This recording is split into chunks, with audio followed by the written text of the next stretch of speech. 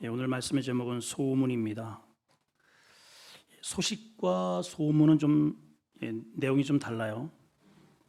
소식은 어떠한 안부나 그러한 정보에 대해서 전달하는 것이지만, 소문은 어떤 사람이나 기관에 대한 누적된 평가가 소문입니다. 평가가 소문이에요. 누구에게인가 내가 안부를 이렇게 전달할 때, 목사님 가서 저의 소식 좀 전해주세요 이러지, 목사님 저의 소문을 좀 내주세요 이러지 않잖아요. 그죠? 뭔 말인가 지금. 소문은 오랜 기간 동안 쌓여진 주변의 반응이라는 거죠. 우리 교회의 주변에 어떤 소문이 나 있을까, 우리가 좀 신경을 쓸 필요가 있습니다. 또 우리 각자는 내가 알든 모르든 여러분 주변에 이런저런 소문이 떠돌아요. 자, 소문이 왜 중요하냐? 소문은 장차 하나님 앞에, 오늘 본문도 똑같이 그러한 맥락으로 말씀이 되어 있지만은, 소문은 장차 하나님 앞에 내가 받을 상급의 무게라 이 말이에요. 소문은 하나님 앞에 받을 상급의 무게다. 시작. 소문이 안 좋으면 안 좋은 만큼 무게가 나한테 올 것이고, 내가 소문이 좋으면 좋은 무게로 나에게 온다는 뜻이죠. 자, 오늘 두 가문에 대한 소문을 비교해서 함께 은혜를 나누고자 합니다. 먼저 엘리 가문에 들리는 소문이 있어요. 자, 22절에서 24절을 다시 한번 봅니다. 자, 잘 여기 앞에 이걸 화면에 보지 마시고 여러분 성경을 가능하면 보시고 표시도 하시면 좋겠습니다. 자, 21절부터 시작. 엘리가 매우 늙었더니 그의 아들들이 온 이스라엘에게 행한 모든 일과 회막문에서 수종드는 여인들과 동침하였다는 소문을 들어요. 소문. 23절 시작. 그들에게 이르되 너희가 어찌하여 이런 일을 하느냐? 내가 너에게 악행을 이 모든 백성에게 듣노라. 내 아들들아, 그래하지 말라. 내게 들리는 뭐가? 소문이 좋지 않다. 너희가 여호와의 백성으로 범죄하는도다. 엘리 아들들에 대한 소문이 안 좋아요. 더군다나 엘리 아들들이 제사장입니다. 제사장. 모태신앙이고 교회의 제사장이에요. 근데 소문이 안 좋아요. 몇 가지 안 좋은 소문을 한번 살펴보면, 첫째, 행실이 나쁘다. 행실이 나쁘다. 오늘 우리 읽은 22절부터 26절이지만 이 말씀은 전후 문맥과 이렇게 연결되어서 나타나 있는 말씀이기 때문에 여러 구절들을 한번 확인해 보겠습니다. 앞에 12절을 한번 보실까요? 12절 말씀 시작. 엘리의 아들들은 행실이 어떻다? 나쁘다. 여호와를 알지 못했다 그랬어요. 행실이 좋지가 않아요.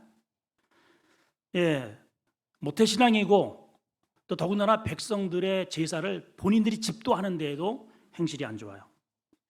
두 번째는 심지어는 음란하다 하는 소문이 들립니다. 자, 22절 말씀입니다. 오늘 우리가 읽은 22절 속에 있죠. 시작.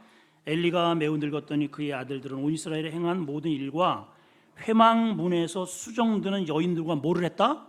동침을 했대네요. 있을 수가 없는 일이 일어난 것이죠.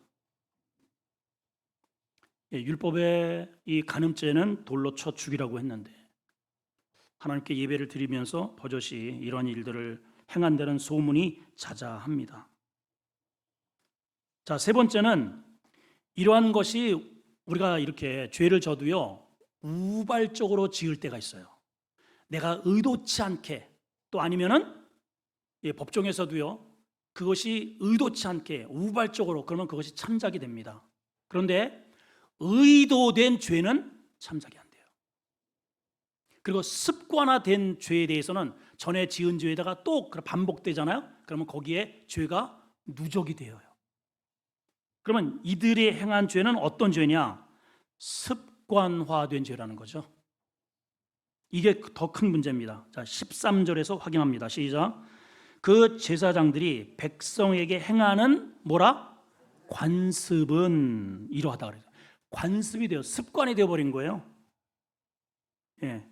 그래서 어떤 사람이 제사를 드리고 고기를 삶을 때 제사장의 사환이 손에 갈고리를 가지고 와서 콱 찍어서 하나님께 드릴 것을 자기가 먼저 취하는 것이죠. 여러분, 이것은 우리의 모든 생활의 영역 속에 다 해당이 됩니다. 자, 습관은 한두 번 가지고 되지 않아요?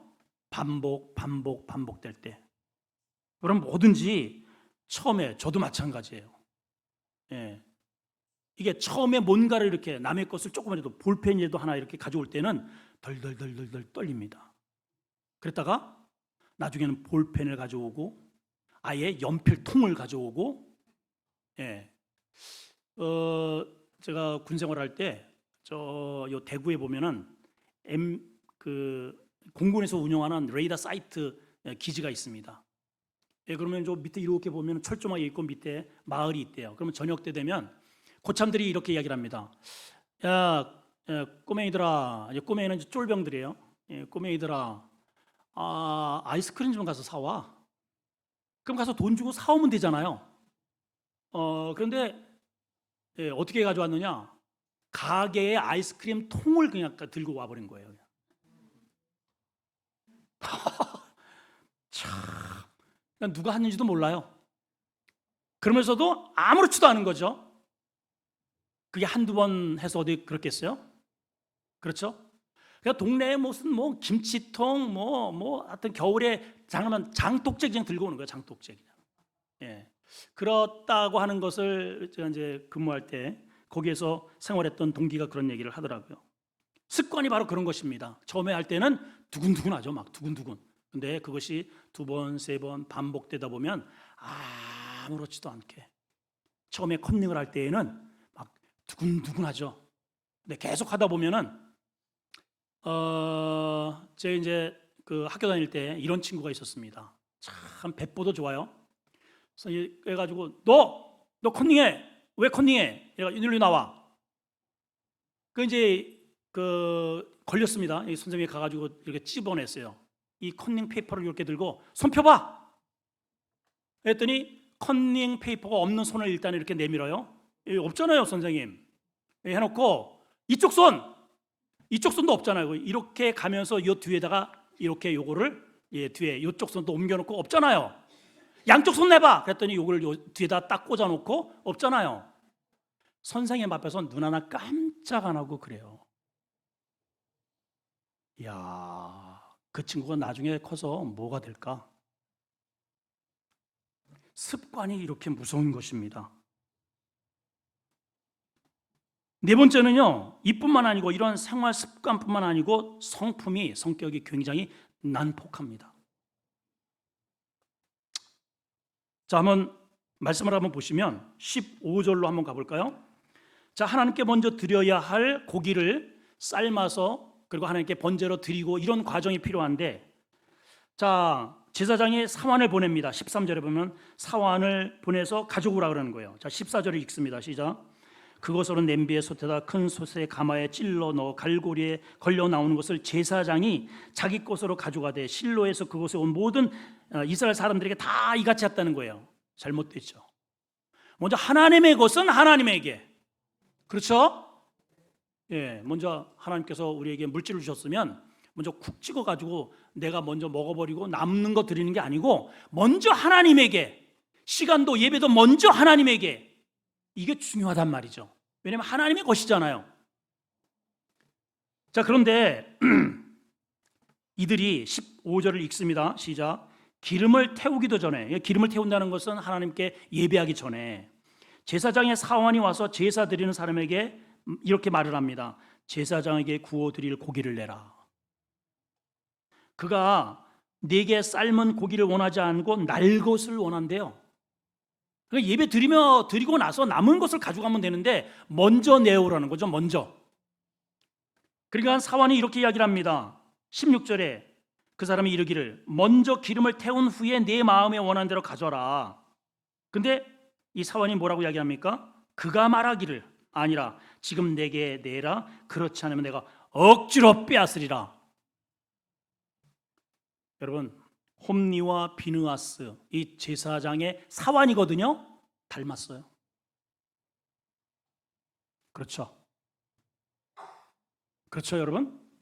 난폭해요. 거칠어요. 더군다나 하나님 앞에서도 거침이 없어요. 예, 한 가지 더 보면 다섯 번째, 아버지 말도 잘 듣지 않아요. 불효자입니다. 자, 25절에서 확인합니다. 시작. 자, 이제 하도 이런 악소문이 막 이제 들릴 거 아니겠습니까? 예, 다른 사람 다 알고 있어요. 결국은 그 아버지 귀에도 결국은 이 자식들의 이런 패륜적 행위를 듣게 됩니다. 그래서 아버지가 두 놈들을 불러다가 꾸짖습니다. 꾸짖는 내용입니다. 시작. 사람이 사람에게 범죄하면 하나님이 심판하시려니와 만일 사람이 여호와께 범죄하면 누가 그를 위하여 간구하겠느냐. 자, 이랬으면 아들들이 아버지 잘못했습니다, 참여합니다, 죽을 죄를 졌습니다. 이 당시 아버지는 하나님의 대리자입니다. 더군다나 대제사장이지 않습니까? 이렇게 해서 꾸짖었으면 참여하고 회개해야 되는데 그 다음에 뭐라고 기록되어 있습니까? 그들이 자기 아버지의 말을 듣지 않았다. 이 아버지의 말을 듣지 않는 게 아니고 하나님이 우습게 여기는 겁니다. 자, 여러분, 여기까지는 어쨌든 뭐 하나님 앞에 예배를 드리든 말든 내가 하나님께 11조를 하든 안 하든 내 자유입니다. 그건 내 자유. 예, 아버지에게 존중을 하든 안 하든 그건 내 삶의 스타일이라고 생각할 수 있겠죠. 나에게도 뭐 인권이 있고 내가 꼭 아버지 말을 들어야 돼. 근데 문제는 그것에 대한 책임을 본인이 져야 돼요. 이게 이제 무서운 거예요. 그 책임을 질 수 있다라면 이렇게 해도 된다는 거죠. 근데 하나님께서 이들에게 어떻게 계획을 가지고 계시느냐, 하나님의 계획을 한번 확인해 보겠습니다. 25절 중후반에 이렇게 돼 있죠. 자기 아버지의 말을 듣지 아니하였으니, 제가 끝에 시작, 이는 여호와께서 그들을 죽이기로 뜻하셨습니다. 하나님의 평가는 저놈들은 있으나 마나, 있으면 오히려 하나님의 나라에 해악을 끼치는 존재들이로구나, 죽이려고 든다는 거죠. 자, 그러면 이 제사장의 가문에서 어떻게 이러한 패륜화적인, 하나님을 두려워하지도 않고 아버지의 말도 듣지 않고 심지어는 간음을 하고 이렇게 난폭하고 이러한 자식들이 생길 수 있었을까? 이 태어나면서부터 이러한 기질을 타고 태어났나? 아니옵시다. 아니에요, 여러분. 이 가정의 가풍과 환경과 부모가 이렇게 만들었다는 거죠. 여러분, 여러분들이 부모가 교사입니다. 따라합시다. 내가 교사다. 자녀는요, 내가 하는 그대로 따라합니다. 자, 그러면 대제사장인 엘리가 자녀들에게 어떻게 보여줬길래 이러한 페르나적인 자식들이 이렇게 나타날 수 있었을까? 몇 가지 한번 확인을 해보겠습니다. 자, 첫째는 예배가 없다 이 말이에요. 자, 12절을 다시 한번 봅니다. 12절 시작. 엘리의 아들들은 행실이 나빠 뭐를 모른다고요? 여호와를 알지 못하더라. 여호와를 모를 턱이 없죠. 제사장 아닙니까, 여러분? 제사장이 여호와를 모른다는 것은 말이 안 됩니다. 여기에 여호와를 알지 못한다는 것은 어떤 의미냐면은 하나님을 의식하지 않고 산다는 거예요. 예배는 드려요. 여러분, 오늘 예배 나왔죠? 그러나 내가 나가서 행동하는 나의 모든 가정생활, 직장생활 속에 하나님을 전혀 의식하지 않고 생활한다는 거예요. 하나님이 없는 거예요, 이들의 삶 속에. 엘리 아들들이 그랬다는 거죠. 왜 그랬을까요? 엘리가 제대로 진중하게 하나님께 예배했다는 모습이 성경 속에 단 한 구절이 나오지 않습니다.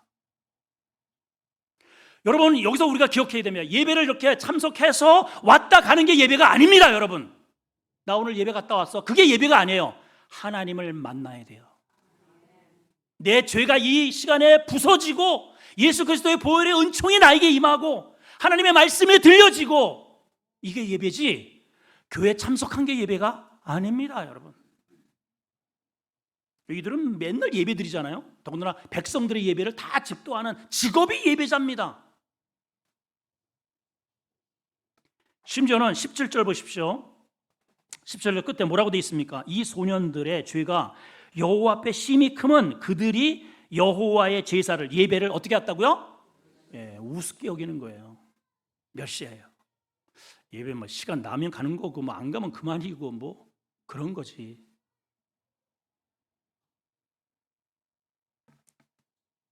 자, 제사를 멸시한 결과물이 뭔가를 여러분들이 꼭 마음에 이렇게 두었다가 나중에 기억을 좀 하실 필요가 있습니다. 자, 일단은 이 가정에 진중한 하나님을 정말 만나는 예배가 예배의 부재입니다.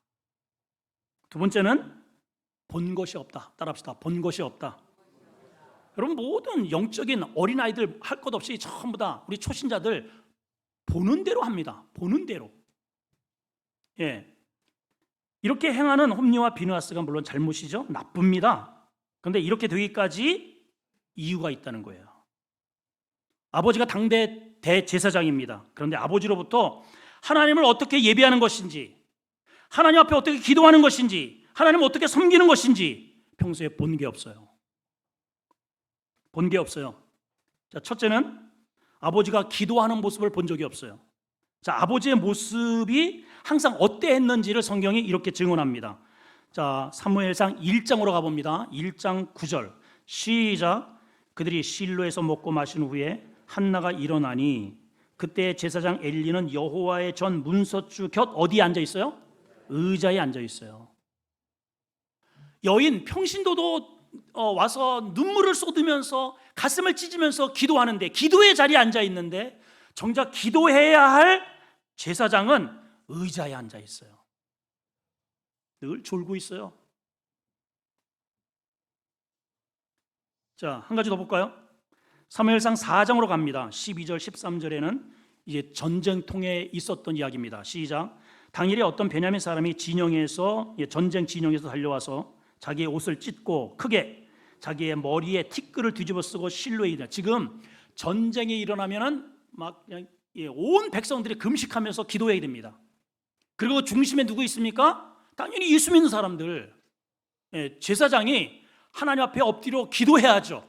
전쟁 아닙니까? 전쟁. 국가의 위기입니다. 그런데 엘리는 지금 어떻게 하고 있는가? 13절 시작. 그가 이럴 때 엘리가 길 옆 자기의 의자에 늘 앉아 있네요.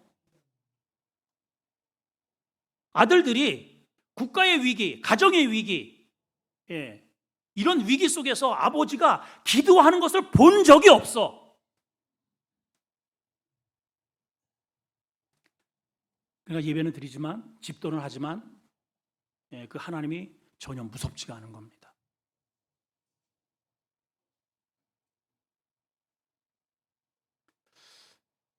분당 우리들 교회가 있고요. 그다음에 우리 교회가 있어요. 분당 우리 교회. 그런 이제 우리 합동 측 이찬수 목사님이 목회를 하시는 교회인데, 그 이찬수 목사님 간증을 들어보면 이런 내용이 나옵니다. 그분 생기기도 좀 촌스럽게 생겼어요. 말도 촌스럽게 합니다. 사실. 그리고 또 촌동네에 살았어요. 그리고 또 이제 학교 다닐 때에도 이렇게 성향도 성격도 항상 이렇게 좀 이렇게 나서서 나대는 게 아니고 늘 저 뒤쳐져서 늘 뭐 의도 터지기도 하고 가방 들어주고 이랬던 성향이라는 거죠. 근데 신학을 하고 목회자가 되는데, 여러분 그 사랑의 교회의 부목사도 아무나 들어가지 않습니다. 지원자가 굉장히 많아요. 지금도 시골 교회 이런 데는요 사람이 안 모이지만 그런 데는 막 전국에서 다 거기 이력서를 집어내. 막 그냥 몇 대 몇 일로. 그래서 자기는 들어줘 누가 하느냐, 학위가 좋고 외국에서 공부하고 뭐 이러한 경험이 많고 이런 사람도 좀 더 초이스합니다. 자기는 외국에서 공부한 것도 없고 학벌도 작고 가방 거기에 뽑힐 이유도 없어요. 그래서 놓는데 아니나 다를까 떨어졌다는 거죠. 떨어졌는데 거기 된 사람 중에 한 명이 이탈이 되어가지고 추가로 모집하는데 그 추가로 들어갔대요. 덤으로. 그렇게 해서 들어가가지고 한 10여 년 동안 거기서 분목사를 해서 이제 분당 쪽에 개척을 하는데 자기가 설교를 잘하는 것도 아니고 뭐 그렇다고 기도를 뭐 빡시게 하는 것도 아니고 뭐 성격이 뭐 활발해가지고 막 친화력이 있는 것도 아니고 또 그분도요 설교를 막 툭툭 합니다. 얼마나 성질 내는지 몰라요, 여러분. 설교 들어봐요. 안 들어봤어요? 막 뭐라 그래요. 그런데 이상하게 사랑의 교회 사역할 때에도 아이들이 막 그냥 막 한번 설교를 하면 막 그 다음 주에 아이들이 막 10명, 20명, 50명씩 막 데려오고요. 또 목회를 하는데도 한 주에 최소한도 20명, 30명, 100명, 50명 이렇게 모여들어서 막 큰 대형 교회를 이뤘다는 거예요. 자기가 아무리 자기를 보더라도 이렇게 하나님 앞에 복을 누릴 이유가 없다는 거예요. 성격도 거칠죠, 촌스럽죠. 하여튼 뭐 가방끈이 뭐 좋은 것도 아니고. 왜 그런가를 봤더니 아버지가 어렸을 때부터 기도를 하는데 보통 5시간씩 기도를 하시더라 이 말이죠. 누가요? 아버지가. 우리 아버지들 기도하시나요? 우리 아버지들 보통 기도할 때는 언제 하느냐? 밥 먹을 때. 감사합니다. 이게 다예요? 여러분 이철도 목사님 기도 가운데 그 아버지를 소개하는데 농사꾼입니다. 일을 하다가 저쪽에 이렇게 가서 웅크리고 앉아 있대요. 그 짬나는 시간에 앉아가지고 이렇게 기도를 하시고 가서 김 메고 낫으로 들고 이런 아버지였다는 거죠. 근데 그 기도의 백그라운드가 자녀들에게 그 훈풍으로 다가가는데 목회가 잘 되고 교회가 부흥하고 오죽하면 얼마나 사람들이 많은지 더 이제 오지 말라고 그래가지고 잘라가지고 다 수십 개씩 잘라가지고 다 그렇게 출가를 시켜버렸잖아요. 여러분 기도하는 자식은 망하지 않습니다. 근데 이 엘리와 이 홈리와 비느하스는 아버지를 통해서 기도하는 것을 본 적이 없어요. 더군다나 세 번째는 왜곡된 자식 사랑을 가지고 있습니다. 자식을 끔찍히 사랑하는데 어떻게 사랑하냐? 이렇게 사랑해요. 사무엘상 2장 29절입니다. 자, 큰 소리로 시작. 이거는 하나님께서 말씀하시는 거예요. 하나님의 음성입니다. 시작. 너희는 어찌하여 내가 내 처소에서 명령한 내 재물과 예물을 밟으며 내 아들들을 나보다 더 중히 여기느냐?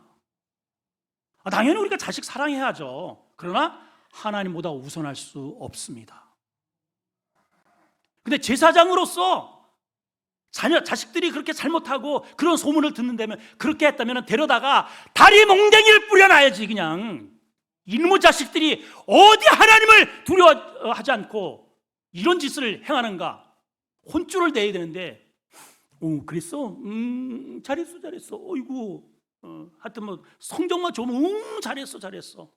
아빠 나 오늘 피곤한데 예배 안 나가. 그래. 고3 때는 다 그러는 거야. 쉬어? 고3 때 쉬어가지고 지금까지 50이 됐는데 그냥 쉬는 사람이 얼마나 많은 줄 알아요? 자식에 대한 왜곡된 사랑이에요. 여러분, 아무리 자식이 귀해도 하나님보다 앞설 수 없습니다. 여러분, 아멘. 폐류나 만드는 거예요. 여러분 잘 보세요. 여러분, 자, 한 가지 더 확인해 볼까요? 3장 13절입니다. 시작. 내가 그의 집을 영원토록 심판하겠다고 그에게 말한 것은 그가 아는 죄악 때문이니 이는 그가 자기의 아들들이 저주를 자청하되 금하지 않았다는 거예요. 잠언서에 보면 초달하지 않는, 회초리를 드지 않는 부모는 부모도 아니라 그랬어요. 여러분, 자식 사랑은 하나님을 잘 믿도록 뒷바라지를 잘 해주는 부모가 최고입니다. 최고. 제가 종종 금난교회 김홍도 목사님, 지금 이제 은퇴하셨지만 그 삼형제 이야기를 종종 드리잖아요. 이 자식들이 엄마의 어떤 모습을 보고 자랐는가? 당시에는 어렵죠. 6.25 전쟁 막 끝나고 뭐 먹을 게 있습니까? 엄마가 행상을 합니다. 그래가지고 돈을 벌면 어쨌든 이것저것 이렇게 전 다음에 하나님의 것을 먼저 딱 떼어서 이게 다리미, 그것도 숯불에다 이렇게 달궈가지고 그거를 돈을 빳빳하게 해가지고 벽엔잎 사이에다가 딱 재워놓는 거예요. 이거 건드렸다가는 죽어. 이거는 아주 그리고 이제 먹을 게 없으니까는 앞에 근처에 그 양조장이 있다는 거죠. 거기에서 나오는 술찌짐이 그거를 먹여놓고 애들이 그걸 먹으니까는 학교를 갈 때 술 취해서 가는 거야. 비틀해가지고 해롱해롱 되어서 얼굴이 벌게 해가지고 그러면서 하는 말이 저 엄마 베갯뇨 속에 돈이 있는데 왜 안 쓰는 거야 저거. 돈이 있는데 왜 우리 자식들에게 안 써. 근데 엄마가 늘 하는 말은 저거는 하나님의 것, 건드리지 마라 너희들. 저거 건드리면 우리 집안 망한다. 이거를 늘 들었다는 거죠. 그런 자식으로 키워진 아이들을 하나님께서 어떻게 세우시느냐? 전 세계의 감리교회의 제일 큰 교회, 두 번째 큰 교회, 세 번째 큰 교회 다 1, 2, 3의 아들들을 그렇게 주셨어요, 여러분. 아멘이시죠?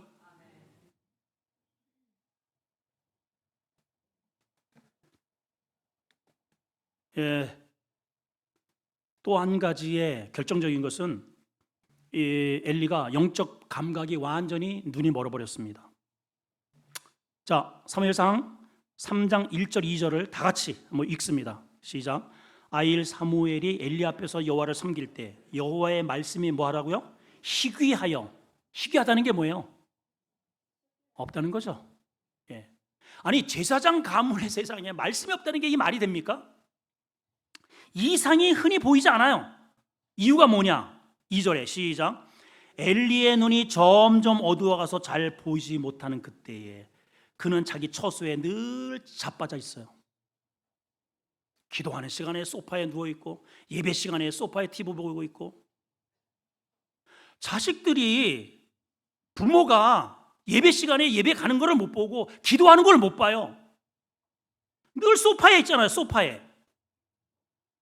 엘리의 눈이 점점 어두워졌다는 것은 나이 들어서 시력이 약해졌다는 말이 아니고 영성이 흐려져 갔다는 뜻입니다.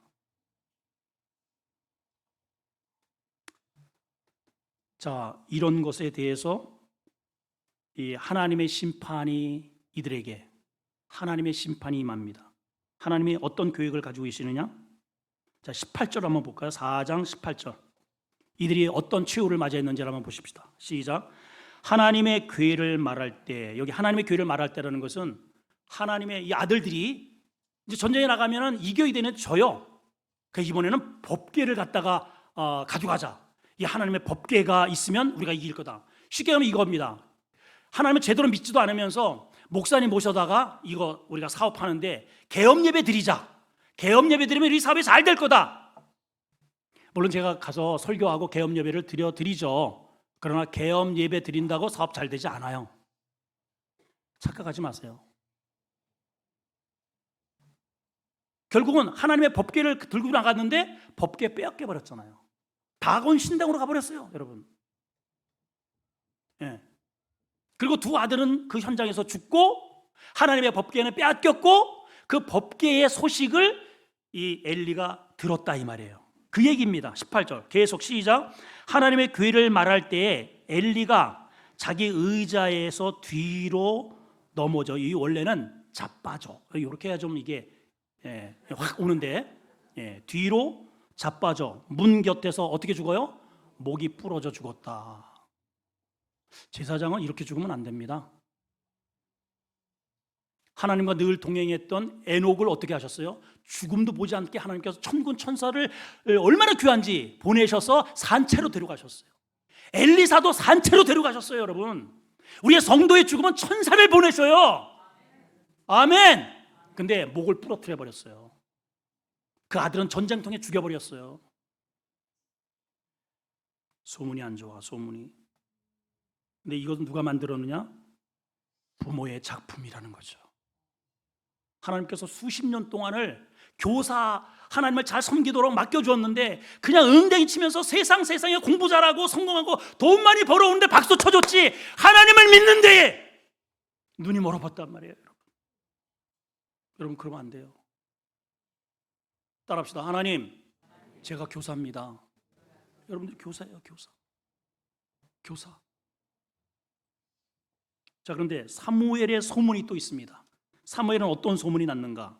26절, 오늘 본문 26절 큰 소리로 시작. 아이 사무엘이 점점 자라매 여호와와 사람들에게 은총을 더욱 받더라라는 소문이 막 나요, 세상에. 여러분, 이런 소문의 주인공이 되기를 축원합니다. 예, 좋은 소문이 자자합니다. 좋은 소문, 잘했더라, 하나님을 잘 섬기더라, 은총을 더욱 받더라, 이런 소문이 스물 하나님의 보좌를 움직여요.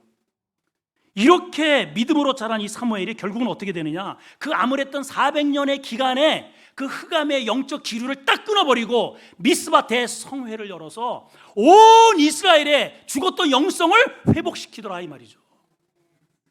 여러분, 우리 교회도 뭐 많이도 필요 없습니다. 이 사무엘 같은 남전도에 한 명, 여전도에 한 명, 여러분 가문에 다 이런 사람 한 명만 있으면 돼. 한 명만. 그 한 사람이, 목장의 그 한 사람이, 예, 우리 여전도에 아무개,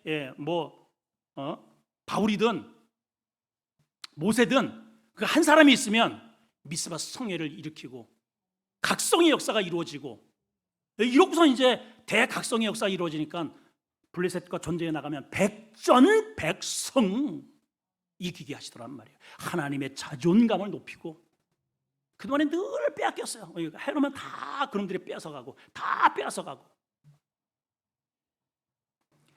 자, 그러면 사무엘이 엄마 뱃속에서 태어난 때서부터 이렇게 훌륭하게 인격을 가지고 태어났는가? 아닙니다.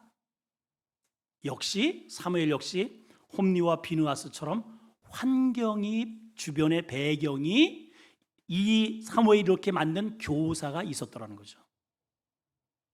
자, 잘 보세요. 이제 지금까지 좀 어리버리하게 설교를 들으셨다면 이 시간만큼은 놓치지 마셔야 돼요.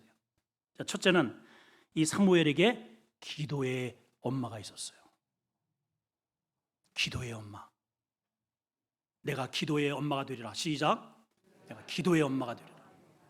그럼 아버지는 내가 기도의 아버지가 되리라. 그러셔야죠. 자, 말씀으로 한번 살펴봅니다. 사무엘상 1장 10절과 11절입니다. 자, 1장 앞에 한번 가보세요. 10절과 11절 시작. 한나가 마음이 괴로워서 여호와께 기도하고 통곡하며, 마음이 괴로우면 대체적으로 어때요? 원망하고 불평하고 투덜거리고 보통 이러는데, 한나는 이 문제를 가지고 하나님께 기도합니다. 뭐라고 기도하는가? 11절 시작. 선하여 이르되 만군의 여호와여, 만일 주의 여종의 고통을 돌보시고 나를 기억하사 주의 여종을 잊지 아니하시고 주의 여종에게 아들을 주시면 내가 그의 평생의 그를 여호와께 드리고, 누구에게 드리고? 여호와께 드리고 삭도를 그 머리에 대지 않겠습니다. 사무엘 뒤에 누가 있었다? 기도의 엄마가 있었어. 기도의 엄마.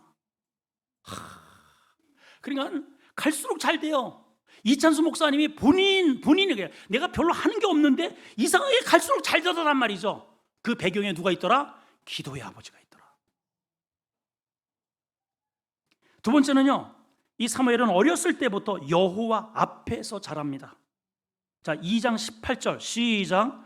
사무엘은 어렸을 때에 무슨 옷을 입어요? 때때 옷을 입은 게 아니에요. 명품 옷 입힌 게 아니에요. 세마포 옷을 입혀요. 이 세마포 옷이 뭐예요? 하나님이 지어주신 옷이에요. 예배의, 오늘날 보면 예배의 옷, 기도의 옷, 하나님을 섬기는 옷, 그거 입었어요. 어렸을 때 그거 입었어요. 여러분 자녀에게 무슨 옷 입히시기 원해요? 좋은 학벌의 옷, 연봉 좋은 옷, 그것보다 하나님이 입혀주신 영적 옷을 입혀주셔야 됩니다. 그리고 어디에서 섬겨요? 여호와 앞에서 섬겼더라. 자, 21절입니다. 2장 21절 시작. 여호와께서 한나를 돌보시사 그로 하여금 임신하여, 그 추가로도요, 그동안에 분인나 때문에 얼마나 그 몸종이 있었잖아요. 자기는 아이를 하나도 못 낳아. 몸종이 놀리는 겁니다. 아이고 정실 보이면 뭐해, 애도 못 낳는 주제에. 할 말이 없는 거예요. 막 통곡을 합니다, 한나가. 근데 태문을 딱 여더니 그 위대한 사무엘을 하나님 앞에 그냥, 여러분 이게 여러 대여섯 명 중에 그 중에 한 명을 하나님 앞에 이렇게 드린다면 이해가 돼요. 그런데 이거 독자 아니야, 독자. 그 어렵게 태문을 여셔서 아들을 주셨는데 난지 8일 만에 할례를 행하고 바로 하나님께 그냥 바쳐버려요. 한나의 믿음 보세요, 여러분. 그랬더니 하나님께서 추가로 한나의 태문을 여시더니 아들 셋, 딸 둘 추가로 주셨어. 추가로. 그러니까 공평하게 아들 셋, 딸 셋을 아들 넷, 딸 둘 주신 거예요. 아멘. 그리고 나서 그 뒤에 뭐라고 돼 있습니까? 사무엘은 여호와 앞에서 자라니라. 여러분, 자녀들을 하나님 앞에서 키우세요. 점점 이제 아멘이 또 이제 또. 자, 세 번째는요. 이 꼬맹이가 성전의 등불을 지킵니다. 자, 큰 소리로 성전의 등불을 켜자. 시작. 사무엘상 3장 3절입니다. 시작. 하나님의 등불은 아직 꺼지지 아니하였으며. 이 말이 어떤 뜻일까요, 여러분? 하나님의 등불이 아직 꺼지지 않았다는 무슨 뜻이에요? 꺼져가고 있다는 거예요. 여러분들 가정에 여러분들 가장으로 세우셨잖아요. 내 가정은 나로 인해서 하나님의 믿음과 예배와 기도의 등불이 꺼져가는지 살아나는지를 보시라 이런 거죠. 엘리 제사장 때 이 기도의 예배의 등불이 꺼져가요. 이건 절대로 끄트리지 말라 그랬어요. 하나님께서 성령의 불을 절대로 끄지 말, 24시간 작동하라고 했단 말이죠. 근데 이거를 사무엘은 꺼져가는데 이거를 누가 이걸 살리고 있느냐? 꼬맹이 사무엘이 이거를 아침 저녁으로 감금을 해요. 자, 그 뒤에 읽어보세요. 사무엘은 하나님의 궤에 있는 여호와 전 안에 누워 있더라. 이걸 누가 관리하고 있어요? 사무엘이 성령의 불을, 이스라엘 전체 공동체의 이 어린 꼬맹이가 이 성령의 불을 지키고 있어요. 여러분, 야곱에게도 12아들이 있었죠. 12아들. 하나님께서 순서대로 부르십니다. 르우벤, 레위, 유다, 그 다음에 이사갈, 스불론 어쩌고 저쩌고 다 해가지고 12아들이 쭉 있는데 처음부터 부르는 거예요. 르우벤아 이렇게 불러요. 대답 안 해요. 음성을 듣지도 못해. 그 다음에 시므온아, 레위야, 유다야. 유다는 며느리하고 세상에 이렇게 해가지고 저렇게 해가지고 모압과 암몬을 낳잖아요. 모압과 암몬이 아니고 누굽니까? 있어요. 하여튼 낳을 수 없는 그러한 자녀를. 근데 하나님께서 누구를 부르십니까? 저 밑으로 순서대로 부르는데 대답을 안 하니까 11번째인 요셉을 부르는 겁니다. 하나님의 믿음의 등불을 켜고 있는 사람. 그 사람을 통해서 하나님의 영광을 드러내는 거예요. 우리 교회도 마찬가지입니다. 누가 기도의 등불을 들고 있는가? 그 사람 때문에 등불을 들지 않는 다른 분들이 혜택을 보는 것입니다. 네 번째, 주의 부르심에 민감합니다. 자, 4절을 봅니다. 사무엘상 3장 4절 시작. 여호와께서 사무엘을 부르시는지라. 지금 사무엘을 부를 어린아이 꼬맹이에요. 지금 꼬맹이. 원래 누구를 불러야 되느냐? 누굴 불러야 돼요? 엘리를 불러야죠. 엘리야 말씀하옵소서, 종이 듣겠나이다. 이게 순서인데 엘리는 늘 어디에 앉아 있어요? 의자에 앉아 있어요. 늘 소파에 등 굴러요. 불러봐야 듣지도 않고, 그러니까 아예 부를 생각을 안 하셔. 그 누구를 부르시느냐? 꼬맹이라 할지라도 하나님 앞에 영적 등불을 켜 있는 사무엘을 부르셔요. 사무엘을 부르십니다. 그랬더니 사무엘이 대답을 합니다. 내가 여기 있습니다. 따라합시다. 내가 여기 있습니다. 하나님이 부르시면 여러분 째깍째깍 대답하실 수 있어야 됩니다. 10절 한번 더 보십니다. 시작. 여호와께서 임하여 서서 전과 같이 사무엘아 부르시네. 이게 중요한 게 전과 같이. 사무엘을 부르셔요. 사무엘이 대답합니다. 뭐라고 대답합니까? 말씀하옵소서, 주의 종이 듣겠나이다. 세상에 제사장이 꼬맹이 불러가지고 너한테 하나님이 뭐라고 하셨어? 이걸 물어보네. 세상에.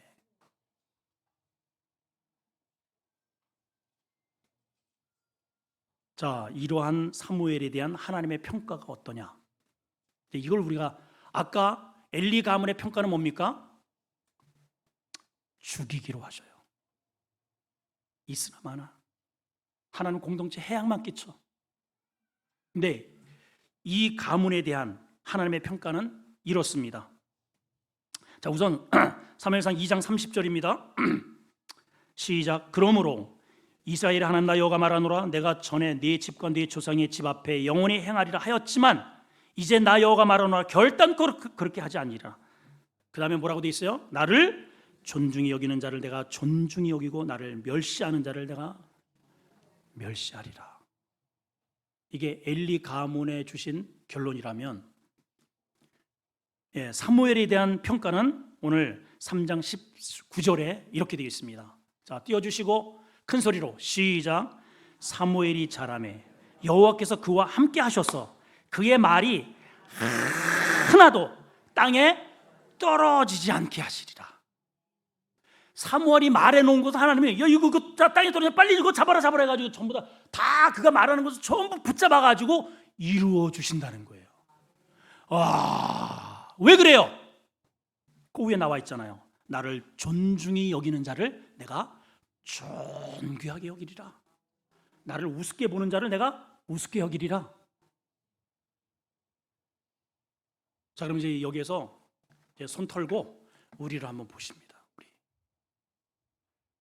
우리 수원 아름다운 교회에 지금까지 제가 와서 15년 동안 사역을 하면서 이런저런 소문이 주변에 나 있어요. 대체적으로 아름답다 그래요. 일단 꽃을 잘 아름답게 하잖아요. 우리 어떤 집사님이 점심 때마다 와가지고 막 그냥 손질을 합니다. 그런 희생이 있으니까 일단은 보기 좋아요. 그래가지고 또 이제 그 앞에 테라스에 자주 와서 차를 마십니다. 또 우리 사역자들이 아침 저녁으로 간검을 합니다. 컵도 치우고 늘 차 갖다 놓고 그냥 늘 깨끗하게 해야지 그것도 벌나비가 달아들지 지저분하면 오겠어요? 그럼 이제 거기 오면 제가 자주 가면 이제 만나요. 그러면 첫 번째 하는 말이 아이고 목사님이세요? 제가 청바지를 입어도 저 목사로 알아보더라고요. 희한하게 여기다 목사 이렇게 써지도 않았는데 목사님이세요? 네. 교회가 너무 아름다워요. 먼저 그 사람들이 그래요. 그러면 제가 말하기 쉽잖아요. 여기 바깥이 아름답죠. 안에는 더 아름다워요. 한번 들어와 보세요. 안에는 더 아름다워요. 이 안에서 하나님의 말씀의 이 아름다움을 경험한 사람은 또 소문을 냅니다.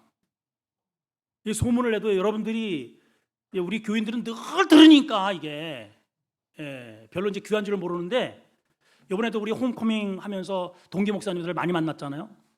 세상에 저하고 생판 제가 잘 알지도 못해요.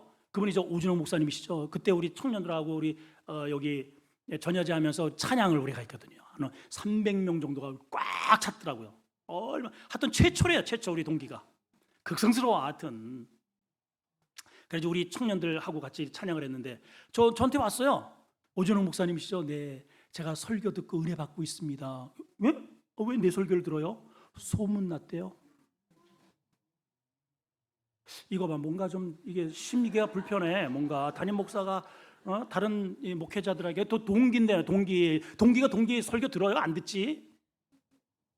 저 웅도에서도 섬에서도 듣고요. 제주도에 방금 전에 제주도에 있는 어떤 집사님이 가 계셔요.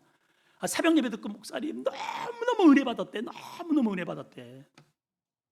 필리핀에서도 일본에서도 여러분 우리 교회 소문이 좋아요. 아멘 한 사람에게는 더 큰 은혜가 있을지어다. 소문은 하루 이틀에 나는 게 아니에요. 축적된 평가입니다. 평가. 여러분들이 지금까지 살아오시면서 여러분들 주변에 여러분들에게 말은 하지 않아도 그들의 언어가 있어요. 아무개 했을 때 에이 까칠해. 인성이 안 좋아. 근데 그 사람은 너무 좋지.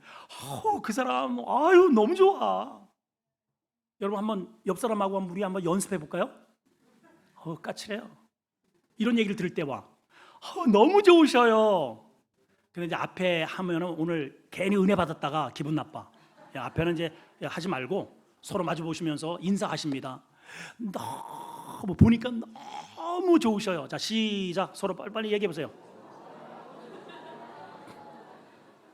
본인이 안 좋은데 그렇게 말을 해주면 앞으로 좋은 사람으로 하면 되고, 그렇게 살아왔으면 감사하시고. 누구나 그러잖아요.